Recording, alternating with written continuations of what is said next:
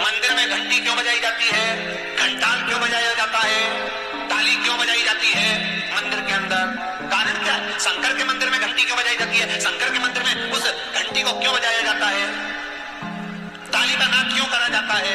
शिव मंदिर में किस लिए करा जाता है? तो लिंग पुराण कहती है कि मंदिर के अंदर या घर के अंदर आप गरुड़ घंटी जब बजाते हो, घंटी का नाद जब करते हो, तो शिव महापुराण की कथा और लिंग पुराण की कथा, विष्णु पुराण की कथा कहती है मात्र घंटी का नाद कर देने से जितने भूमि पर तीर्थ हैं, जितने साधक साधना कर रहे होते हैं, जितने तपी तप कर रहे होते हैं, जितनी पवित्र नारी स्त्री पतिव्रता धर्म का पालन कर रही होती है, जितने दान पुण्य स्मरण हो रहे होते हैं, उस समय पर जिस समय तुमने घंटी बजाई है, उस पल वो सारे पुण्य घंटी का नाद करते से तुम्हारे खाते में आ जाते हैं, मात्र घंटी का नाद करते हैं। शंकर जी के मंदिर में जाकर ताली का नाद किया जाता है। ताली का नाद शिव मंदिर में क्यों बजाई जाती है? उसका कारण उस मंदिर में जितने बैठे होंगे, जो भजन कर रहा, तप कर रहा, साधना कर रहा, अभिषेक कर रहा, पूजन कर रहा, 3 बार ताली बजाने से उनका सारा पुण्य हमारे खाते में 1 सेकंड में आ जाए। और हमें लगता है हम शंकरपुर जा रहे हैं, शंकरपुर जा रहे, शिव ने तुरंत दे दिया। घर में गरुड़ घंटी का नाद करना, इसलिए बच्चों को खेलने के लिए घंटी नहीं दी जाती। गरुड़ घंटी कोई खेलने के लिए नहीं देता, खिलौने दे देंगे, दूसरा सामान दे देंगे, पर गरुड़ घंटी नहीं देंगे। क्यों नहीं देते? क्योंकि गरुड़ घंटी का जब नाद करा जाता है तो सबका पुण्य हमारे खाते में आ जाता है। कोई साधारण घंटी बजाना, पूजन के समय पर, स्मरण के समय पर, भजन के, इसलिए घंटी भी हर कभी नहीं बजाई जाती, समय समय पर। और आपसे भी निवेदन, मंदिर में भी जाओ ना तो घंटी का नाद करो तो बड़े प्रेम से करो, ऐसा नहीं कि तुम लेट बजाए जाओ बजाए जाओ बजाए जाओ, ऐसा ही नहीं कि लड़की है तो बजाए जाओ, काम करो तो घंटी को बजाने के लिए आएगी नहीं, उसका एक समय, उसका एक संबोधन, उसका एक आनंद।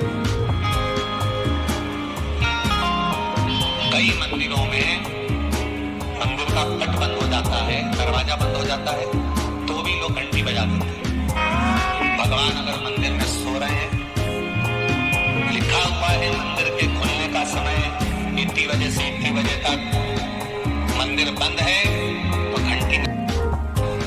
जिस जगह पर ब्राह्मण विद्वान है, साधक है, संत है, साधु है, मंदिर अगर बंद होता है तो उसके साथ में घंटी के नीचे के भाग को रस्सी से ऊपर बांध दिया जाता है जिससे बचेगा। क्यों? कहते हैं अगर भगवान अगर विश्राम कर रहे हैं, सो रहे हैं, निद्रावश है या पट बंद है, उस समय पट बंद का समय है और घंटी का अगर नाद हो जाए तो कहते हैं 11 ब्राह्मण के भूखे रहने का दोष लग जाता है जीव को, मात्र घंटी बजा देने पर। अगर भगवान विश्राम कर, भगवान विश्राम अवस्था में, पट बंद है, दरवाजा बंद है और लिखा हुआ है समय, मंदिर खुलने का समय 11 बजे से 3 बजे तक, मंदिर बंद होने का समय 3 बजे से 3 बजे तक, और उस बीच में तुमने तो देख लिया कि पट बंद है, तुम तो आ गए, तुमने तो मन में सोचा हम तो इंदौर से आए, हम तो भोपाल से आए, हम तो वहां से आए, हम तो वहां से आए, और भगवान का मंदिर बंद है तो क्या हुआ, तो घंटी तो बजाएंगे, तो बजाते जा। 11 ब्राह्मण भूखे रहने का दोष तुम्हारे खाते में। कितना सुंदर कहा है।